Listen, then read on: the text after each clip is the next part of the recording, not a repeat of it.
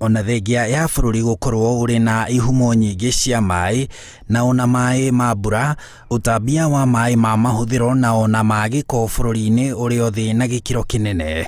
Kũringana na riboti ya mwaka mũhetũku ya bengi ya thĩ, nuthu ya mũingĩ wa bũrũri ndũrĩ maĩ ma mahũthĩro na ona kana mĩtambo ya gũte maĩ ma gĩko, na mataũni-inĩ kũrĩa gũikaraga andũ milioni 12 gũkĩringithanio na milioni 32 arĩa maikaraga matũũra-inĩ, no andũ 4 harĩ 10 arĩa maikaraga mataũni-inĩ marĩ na motungata ma maĩ, no andũ 4 harĩ 10 arĩa maikaraga mataũni-inĩ marĩ na motungata ma maĩ ma mahũthĩro na mĩtambo ya maĩ ma gĩko.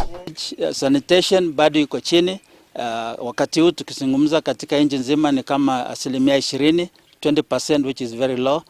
In Kirinyaga alone here, it's almost actually 0%. Nikio thirikari ĩthiĩte na mbere gwaka mĩtambo ĩno mataũni-inĩ matiganĩte ma bũrũri na kaunti-inĩ ya Kirinyaga, waki wa mũtambo wa gũte maĩ ma gĩko taũni-inĩ cia Kũrugũria na Kutus nĩguo ũrathiĩ na mbere. That's why we are doing the Kirinyaga Kutus sanitation project, which we have just visited, which is going to cost the government 500 million Kenya shillings. And this we expect to be complete by April this year, so that it can serve the 2 towns of Kirinyaga, Kũrugũria and Kutus. It is still very low, and we expect that by the year 2022 we should improve this sanitation coverage from 20% to about 40%. The other water system is also going on. That is going to cost us about 1.3 billion shillings. What we have emphasized as a government now, as a ministry, is that any water project should have a sanitation component so that they go hand in hand together. Na itanya-inĩ rĩa gũtirĩrĩra gĩtugĩ kĩa ũrĩmi, thirikari nĩ ĩrugũrĩtie tabarĩra ya ũrĩmi na njĩra ya gũitĩrĩria maĩ ũrĩa ũtanyĩtwo kũguna andũ 2,000 gũkũ kaunti-inĩ ya Kirinyaga na ũkũmũrĩka mĩgũnda ĩka 1,720. Tuko na ile tunaita smallholder irrigation program ambaye inahusika na kaunti 4: Kirinyaga, Thirikari, Meru na Embu.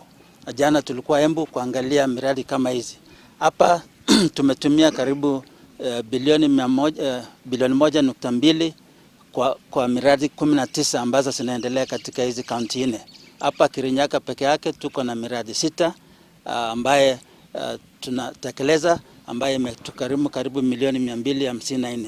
Gũkinyĩria rĩu guothe bũrũri-inĩ no ĩka 500 irimagwo na njĩra ya gũitĩrĩria maĩ. Tunataka kuongeza hayo ifike milioni 1 ikifika mwaka wa 2030, na kufika hiyo lazima tuhakikishe kwamba tunaendelea kupatia wakulima wetu maji. Wakati huu tukizungumza maji katika nchi nzima ni coverage ni kama 67%, na tunataka kufikia mwaka wa 2022 tumefikia 80%, ili ikifika mwaka 2030 tumefika 100% coverage. Handũ-inĩ ha Inooro TV, njĩtagwo Harun Njoroge wa Maina.